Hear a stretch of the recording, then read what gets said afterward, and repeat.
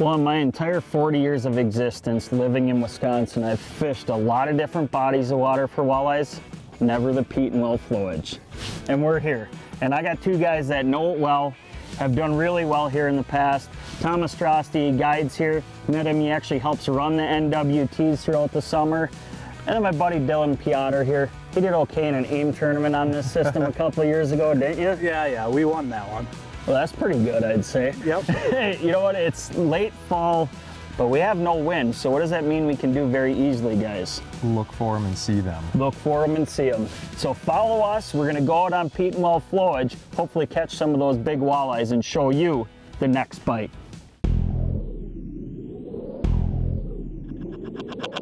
Just looking for the next bite, next bite, just looking for the next bite.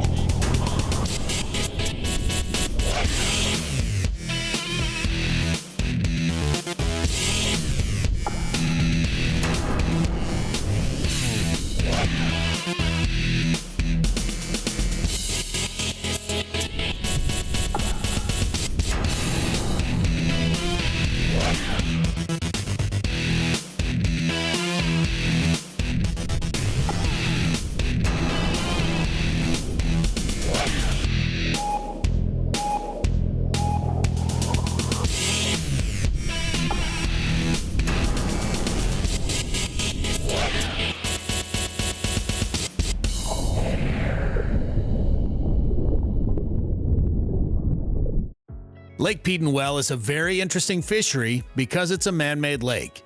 As the waters rose, everything left behind was flooded, both natural and man-made. This means you can find a ton of submerged trees and even some old barns. All of these structures attract bait, and they attract the walleyes. The Petenwell flowage is about a 25,000 acre lake. It's about 26 miles long from the dam up in Nakusa down to the dam that's just above Highway 21. There's a lot of other lakes that are like this on this system, like Lake Dubé and like Lake Wisconsin and like the Castle Rock flowage, which is just south of here.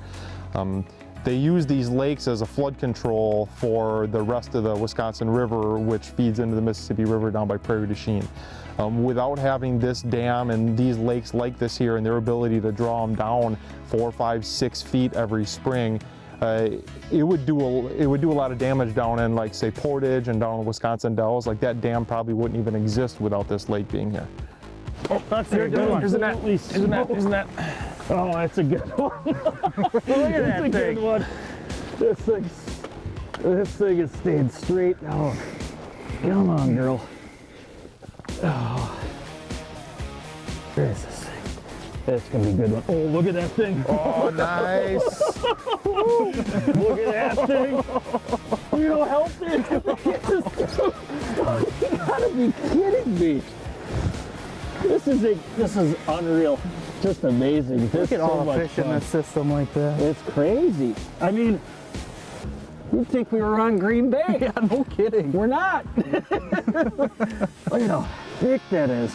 And it was just, I pitched that jig all the way up on top of the break in the first lift. Right away. Oh, I'm like, oh, that's a good feeling. Wow. Good work today. Thank you. Fall fishing out here on Petenwell and the Wisconsin River, any of these flowages, it's fantastic. Right now we're working a channel edge with some wood up on top of it, and we're just hopping jigs down, but they're not always there. Sometimes those fish will move around a lot and you have to go look in other places. Like some days you'll be out on flats, you'll be in 28, 30 feet of water with a lot of standing timber, and other times you'll be like we were a couple of weeks ago, fishing up really shallow in 5, 6, 7, 8 feet of water and pitching jigs at fish that were just roaming around on those shallow flats.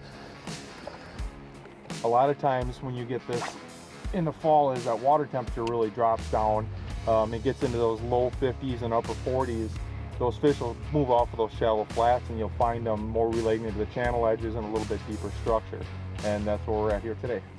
The next bite is brought to you by Mercury Marine, Go Boldly, Schaefer's Specialized Lubricant, Putting Equipment First, Nitro Boats, Performance Fishing Boats, Bass Pro Shops and Cabela's. Your adventure starts here. Berkeley, your fish, our science. And Power Pole, Total Boat Control. Next bite.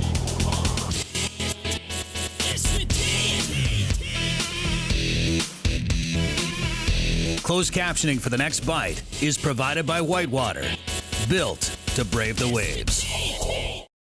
Pitching jigs is arguably one of the most fun techniques when it comes to catching walleyes. There are a ton of different bait options you can pick from. That thing smoked it.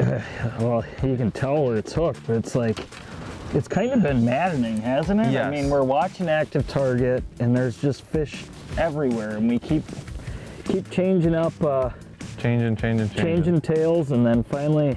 Based on the conditions and how fish are reacting to baits, you can make an educated decision on what's the best option. So I don't think there's a walleye angler out there that doesn't absolutely love pitching jigs. And honestly, yes, we're dealing with some rain, but really when it comes to the wind conditions, we've been pretty blessed with light winds. So pitching jigs is actually pretty easy as well too, using those 1/4 ounce jigs. So we're catching some fish just strictly, and this is a 1/4 ounce Berkley half head jig right here. Nice fusion hook on it with just a fat head minnow. So that's work to get some of those pods that are biting short to actually commit. But we've caught plenty of fish on artificials as well too. And the one thing that we've definitely seen and what Thomas does a lot out here is use things, artificials that are very natural. This here is a power bait minnow right here, 3 or 4 inch, natural colors obviously.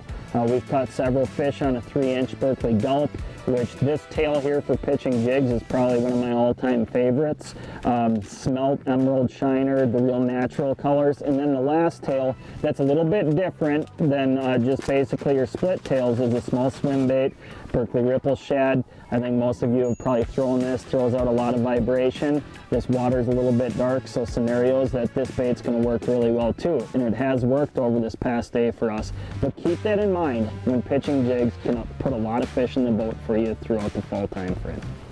Come on, go get the net. I'm gonna just sit back here and continue to eat my sandwich. You good?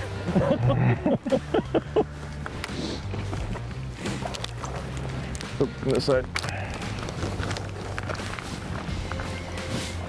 Oh, look at that.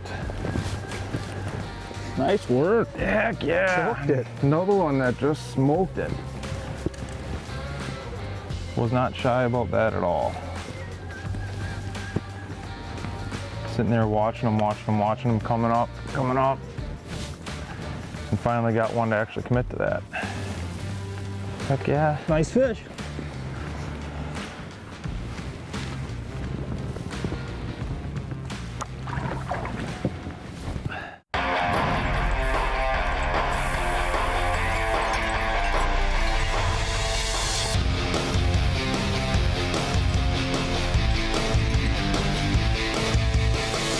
Total Control, presented by Power Pole. 20 years of trust evolved from Total Boat Control. One of my favorite tails to use in walleye fishing is the Berkley Gulp minnow. You've heard me talk about it a lot, but there's a couple very specific ways that I like to rig it up and a few specific techniques that I use in correlation with those different riggings. So first and foremost, I love the 4-inch Gulp minnow. I like the little bit added bulk to it. The size profile is great. The fish are feeding on young of the year sheep's head or white bass, and this size and profile displaces just the right amount of water to trigger some really great bites. But what's cool about the Gulp product, and this Gulp minnow in particular, is that it does such a great job when in a dead sticking situation. What you have to remember, especially a river situation, is that the bait is actually kind of drifting with the current. They aren't sitting there fighting it. So the fish get tuned in to just a bait naturally coming through. So I use the jig trolling technique a lot with this 4-inch minnow.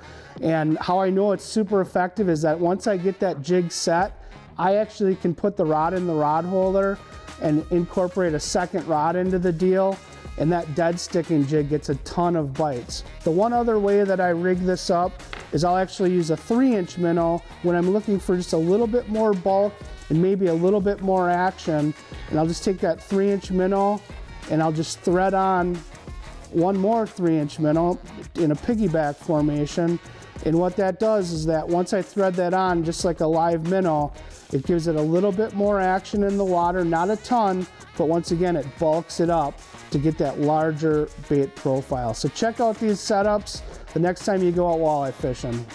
All right, we're here at the Petenwell flowage in the fall. We're currently sitting in that 22 feet of water, and we're pitching up into the 10, 12, 14 foot of water range. And today we're using 1/4 ounce jigs. And what we're doing here is we're actually casting it up in the shallow, getting a tight line, popping that jig up, and controlling the fall. Today it seems to be really important to control the fall rate. With the current that we have, controlling the fall rate seems to be really important to keep that bait in the strike zone longer. We're working it right down the edge of the break line, and it seems like those fish are sitting right on the break. So the longer that you can hold it while it's falling and control that fall rate, the more likely you are to get that strike today. Oh, that's a good one too. I'll get to that. Yep. We gotta go. Oh yeah, there it is. Yeah, nice, nice. Was that dead stick? That was dead sticking. Casting and just watching a rod. Look at that. Oh, that's awesome. That is a beautiful fish right there. Look at that, boys. Oh, yep, we're gonna lose it. That one got my heart pumping a little bit. Well, I could tell, like, when you set the hook, I mean, the rod was just buried, and then it made a couple of runs. That's a nice walleye right there. I'm just sitting there watching that rod, and it was like a crappie bite as the line went slack and came up and lifted the rod up and felt the weight. And well, and it's one of those things, right? Like, Dylan and I, we don't have a dead stick out. Yeah. You've got a dead stick out and got a couple bites on it. And I think, you know, in talking with you, this bite was a lot more on fire before we got Absolutely here. Like, was, these yeah. fish have gotten lethargic. We've seen a ton of fish and not had a pile of bites. Right. So sometimes you just really got to slow things down, go really, really simple, and that happens right there. low and slow sometimes. That's what works. Awesome, man. This has been a lot of fun. Let's get that girl back, huh, boys? Heck Beautiful. yeah. So one of the things that I noticed right away when I got onto the Petenwell flowage, because this is the first time I've been here, is just how many fish are truly in this system. And that can make it really tough when you're actually trying to find the active walleyes out here. There's so much, you know, basically main channel area that you can look for these fish. River bends, nice sharp breaks along humps and timber. But what we've done is use side scan as we're graphing to try to find big pods of fish. And then when we find that, I'm cruising on these break lines and trying to find the right looking fish on active target. Now, I'm not gonna lie, we've actually casted at a ton of different pods of fish that looked right to me, but we couldn't get them to bite. So we're actually just moving on as quickly as we can until we get 1 or 2 bites, even if it's little walleyes. Then once we get those active pods, we're setting up on them. We're actually sitting on spot lock and letting our jigs sweep with the current down these channel edges. So a combination of side scan and active target, but definitely don't just sit on fish that aren't eating, because you're gonna find pods that do eat. And trust me, we've found that the little ones and the big ones are right together out here. Yep. Put the brakes on. Come on, fish, show yourself. It's gonna be a big sheep head. Giant cat. Oh, it's a big walleye.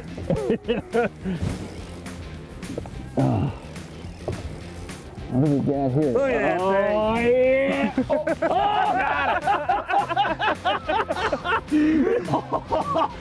Oh, hey, I'll take it back. Not a big sheep head. A monster walleye. Holy cow. Nice job. Dude, what a fish, huh? Look at this thing. Look at that thing.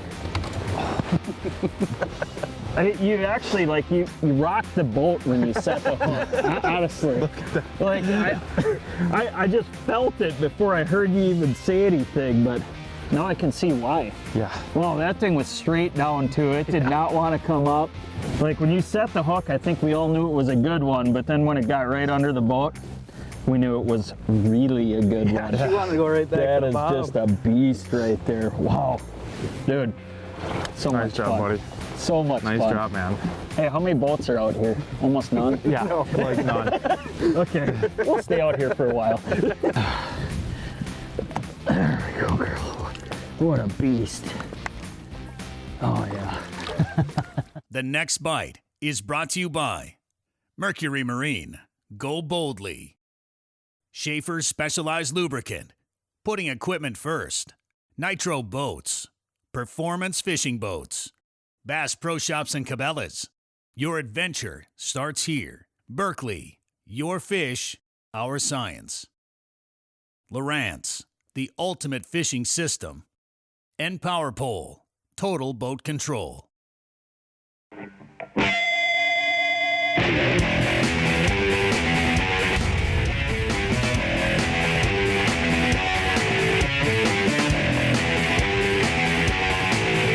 Hot topics, leading information and tackling techniques to make you a better angler. Presented by Mercury.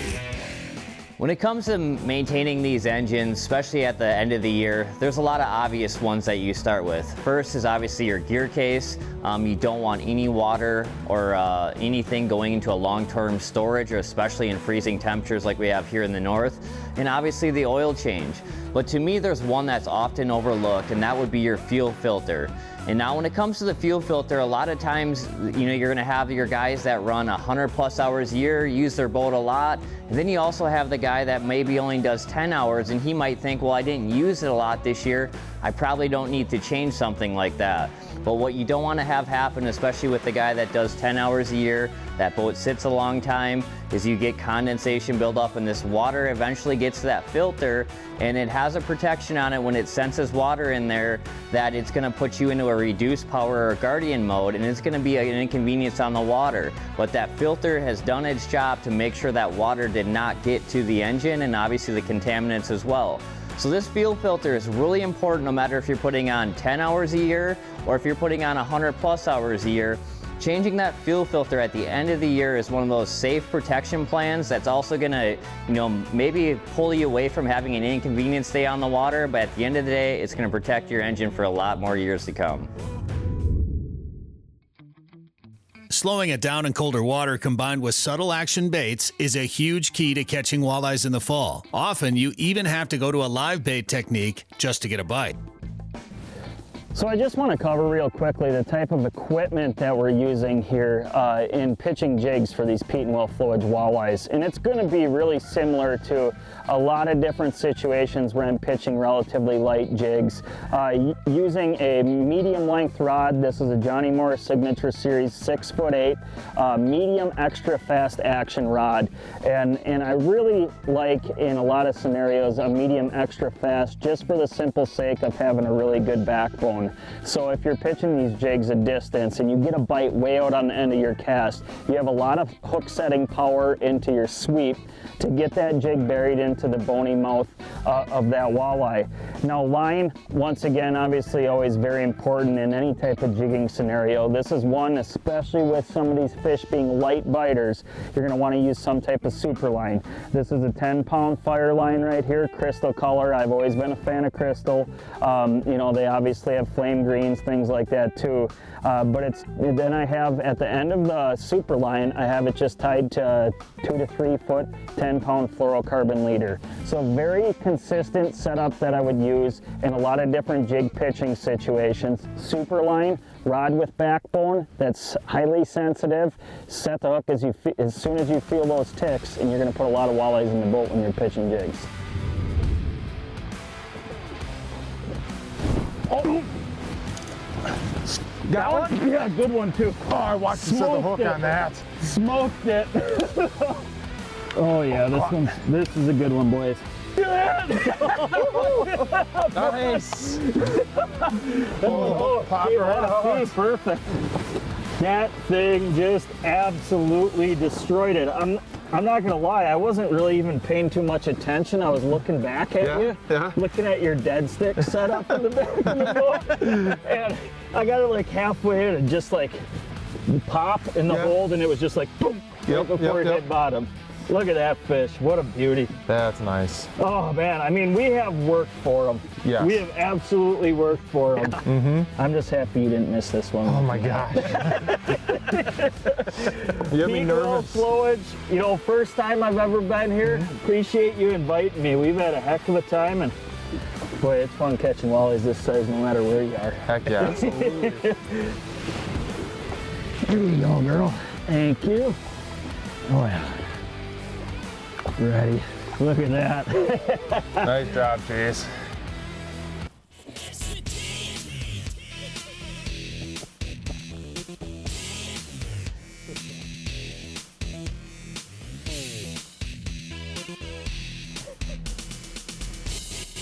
Hey, it says walleye right here. Why don't we just go right there? We can go catch them. There's a hump over there. It doesn't show up on here. It says walleye. There's walleyes. Gotta be there. Yeah, there's a hump where it says there's a hole right here. Perfect. I fished that spot once. I know you can go catch yellow perch off of there right now. Yeah, with shorts, I definitely have some dibs on this morning. Guess what? I'm finally ready. You let me know when you're ready. Trying to get the boogers out of my nose. They're gone.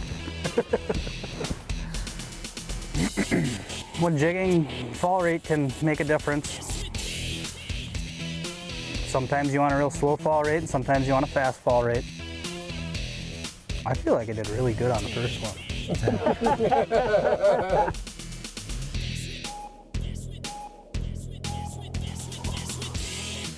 The Next Bite would like to thank Bay Rest Resort in Arkdale, Wisconsin. Located directly on Lake Petenwell, it's the perfect place to eat and sleep after a day on the water. For reservations, please call 608-564-7020. That's 608-564-7020.